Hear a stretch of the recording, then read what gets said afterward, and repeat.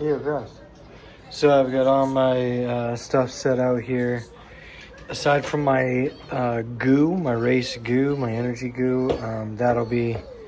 My wife is on her way back with that. Got my watch, headphones, speaker, Garmin InReach, battery block, 2 shades, probably wear my Dragons, my GoPro batteries, lucky bracelet, some ballistics for those hard to reach places, headlamp. These are wires that go to all my different electronics to charge them. This is pre-workout. This is always required at almost every endurance race that I have. It's a emergency fire blanket. I got a nutrition bar, winter hat, mask, and gloves. These are my shoes, obviously. I'm just bringing my spikes. I'm pretty sure not gonna run into them. I probably won't bring them out like on my pack or anything. I'm just bringing them just in case there's like... What are you talking to? I'm doing a video. Can you hold on 1 second? I'm just bringing them just in case there's like talk of there being ice out there. If race officials say that, hey, if you have spikes, bring them because there's ice out there, at least I'll have them. I'm not planning to bring them out and like see if there's snow out there when I get out there. My knee compression, knee sleeves, kit. I have everything I need if I have any sort of accident, as well as ibuprofen and Tylenol and things like that. And these are my race clothes. These are my typical running clothes, what I'd wear every day if I was running in the mountains here or in the woods out behind the house. And then these are my after race clothes, very important. Wool socks,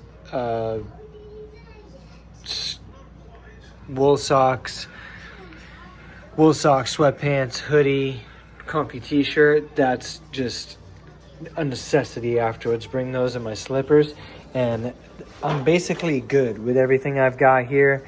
I can go 100 miles minus my goo, which is on its way.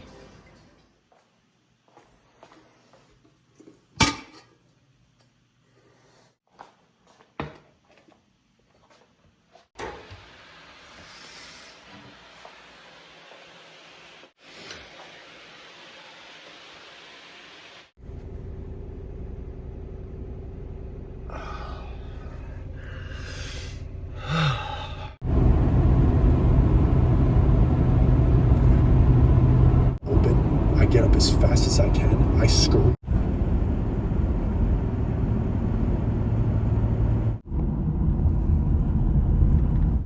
Oh, it's probably Quinnipiac University.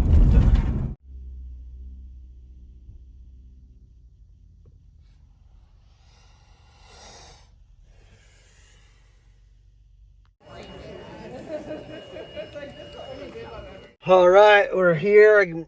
Bib number 3. Probably gonna wear my thermals. Have my pre-workout, get my pack all set up, and get over to the start line. Got about a half hour. It's like 6:30 right now. They always start a few minutes late, so take my time here getting ready. I was up at 3. It's kind of early.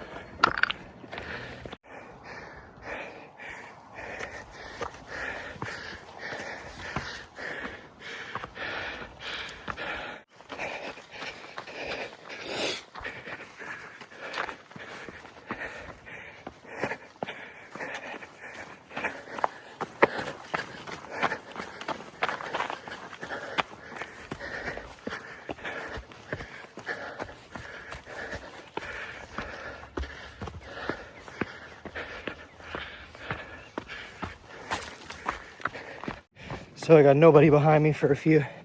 And up ahead I see some beautiful looking single track I hope we're taking. Nice trails. Like flat. Yeah, look at this. Those trails right there. There's people on, that's where we're headed.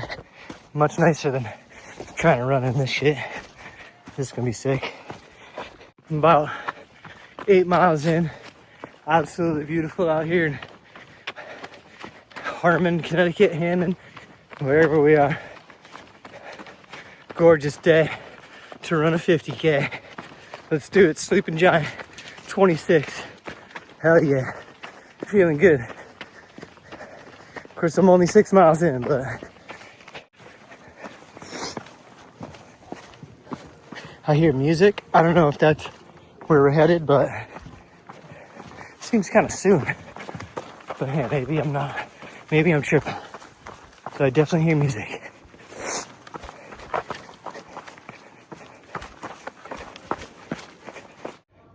Alright, that's behind me. It's up ahead of me. I got a couple dudes that I keep frog hopping, leapfrogging.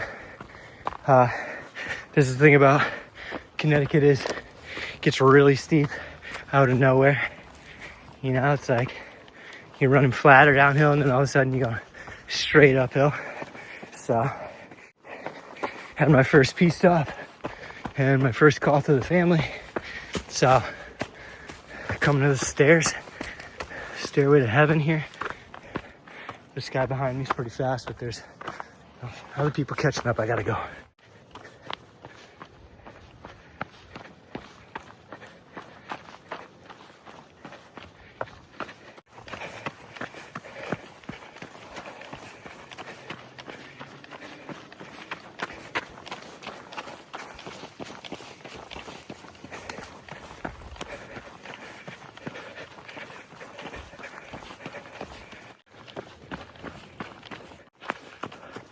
There goes the 8 mile aid station. Didn't even stop again. Hope I got enough water.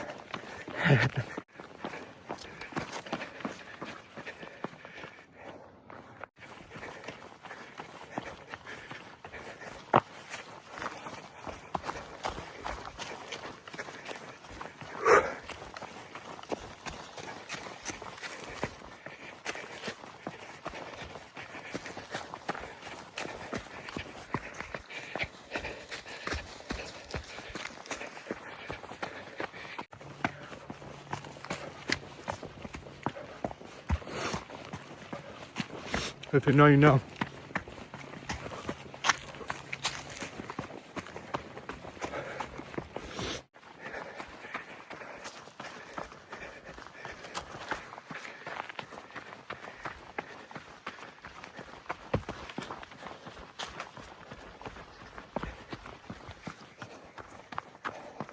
Feeling it. Haven't used the first 2 aid stations, but I'm definitely using the next one. Halfway aid station for sure. So this is where if you get carried away, you can get hurt. These switchbacks steep downhill. Very bad for the knees. Very bad for the knees. 12 miles in. Trying to save my knees. Super tuck. Feeling good.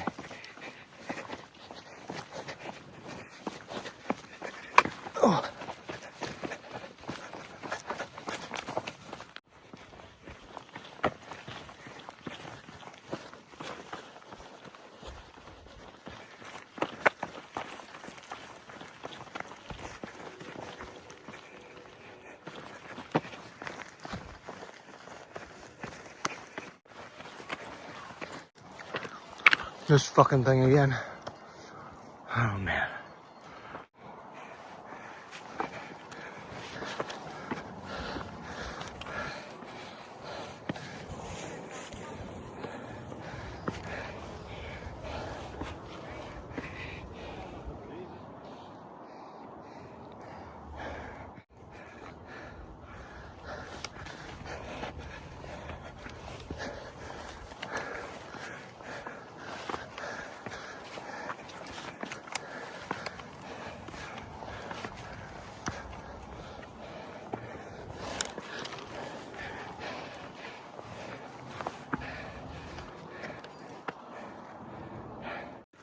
This is the real part I was dreading.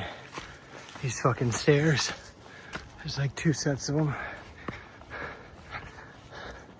This big hole we're in. Gotta get up there. I knew this part was coming. And I dreaded this worse than the head wall.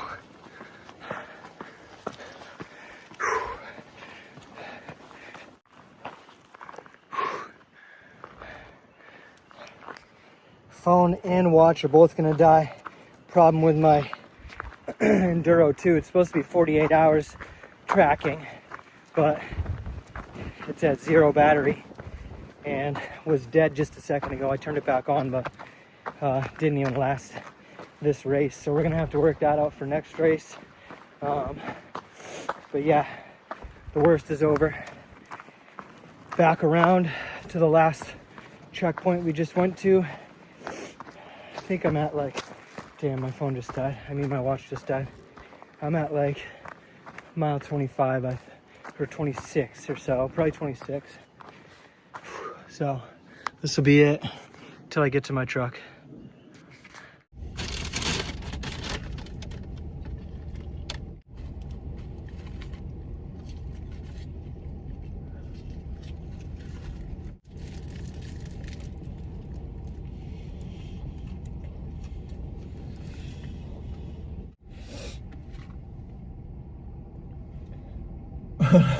A mountain, running toward a mountain, knowing you have to go zigzag up that motherfucker, over the top of it, back down the other side, and then up another one. It's like when your legs start cramping. A couple times I did have the dropout voice. But here's a little tip.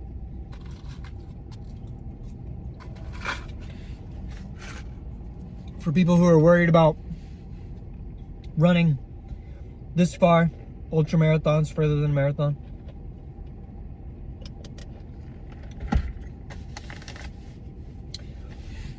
One tip is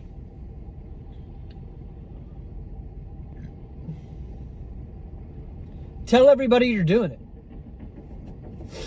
Like everybody. That way, when you're thinking of quitting, you know that you're going to have to see those people that you told at some point, and you don't want to tell them that you quit. I mean, you don't want to tell them you DNF'd. That's good. That got me through. That got me through quite a bit of it. Was knowing that I had to go to work tomorrow and see all the dudes at work who I told I was running a 50K and who, like, you know, were encouraging me and are waiting for the results, you know, like, I thought about it for a second, once or twice. I was like, no, there's no way I'm going back to work and having to tell everybody that I didn't finish. So, I was pushing for top 10. So as I was saying, there was a group of faster dudes in front of me. I ended up passing a couple of those guys. But then there was, like, so it was a lead pack and then everybody else. There was no chase pack and then slow people. There was literally lead pack and everybody else. But I was pretty much in the middle of those two groups the entire time.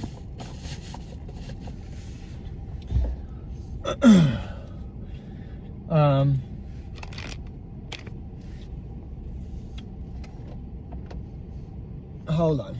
Let me get where I'm going. I'll get back with you. 1 minute. There we go. So, I'm on the highway now. Take exit 29. Remember to tell me to take exit 29. So, God, I'm hurt. So, like I said, I was in between those two groups all day, pretty much. And cupless, this is a cupless event. Cupless events suck because if they don't use, at the halfway point they had cans of soda, but out at the aid stations, out on the course, they don't. So they use like 2-liter bottles of Coke. So I didn't get to have any Coca-Cola at any of those stations. And anybody who runs ultras knows that you need Coca-Cola when you're running ultramarathons. And I saw it every time I stopped, and I was like, oh my God, just give me the rest of that 2-liter, I'll take it. But I made it in about 7.5 hours.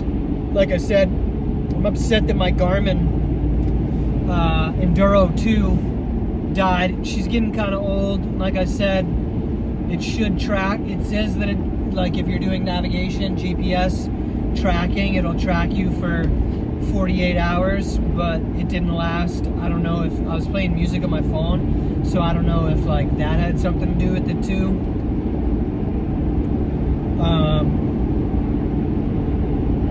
Being linked like to my Garmin app in the phone, I don't know if that does more battery, kills the battery. Anyways, all I know is she shouldn't be dead. So call Garmin. Garmin has great customer service. You can literally call Garmin, talk to them, and they'll walk you through pretty much anything. So I'm pretty sure that if I tell them that my watch died 27 miles into a 50K,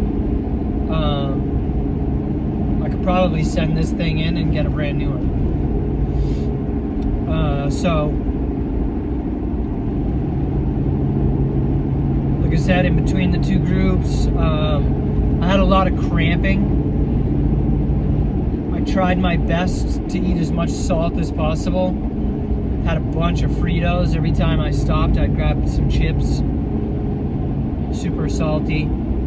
At the end, the last aid station, they had, you hit it twice, and it's the 8 mile and the 12 mile. You do like this 4 mile loop thing. And they had cup of noodle. Chicken cup of noodle. And I didn't, like, at the time, I'm in the middle of a race, like, I didn't want to eat this whole thing of chicken noodle, and I didn't want to waste it, you know, like, I don't know, I guess I'm too liberal with the money that I pay.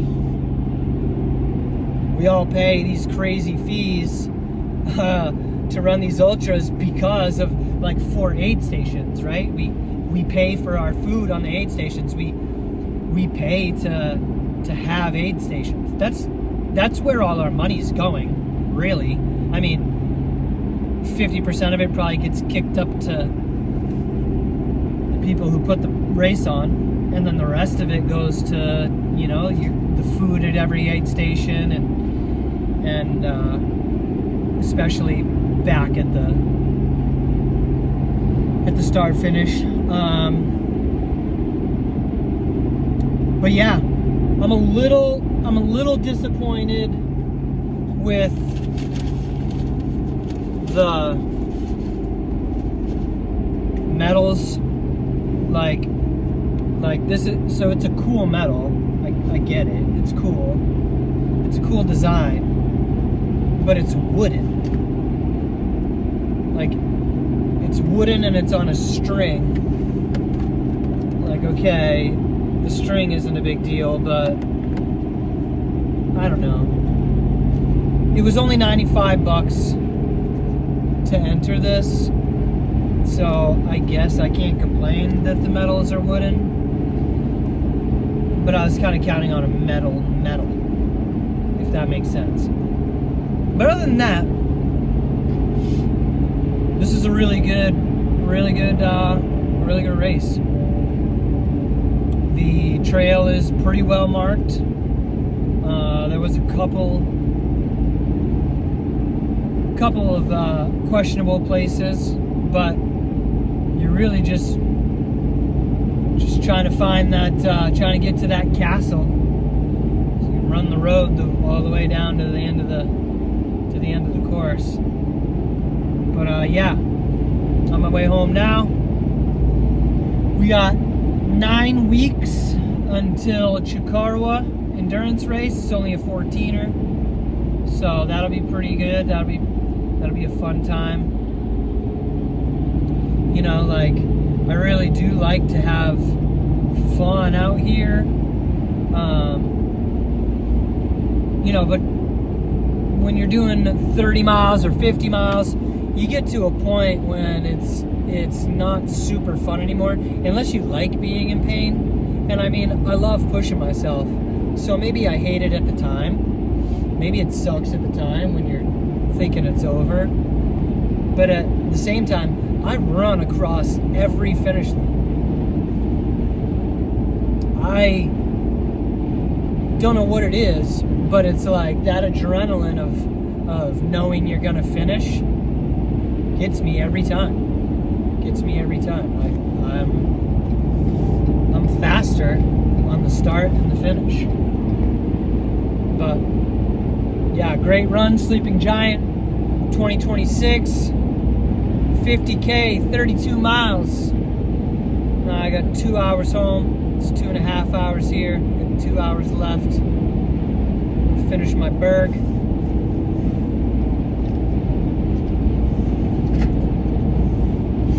And we will see you on the next training video. Training for my 25K. Peace out.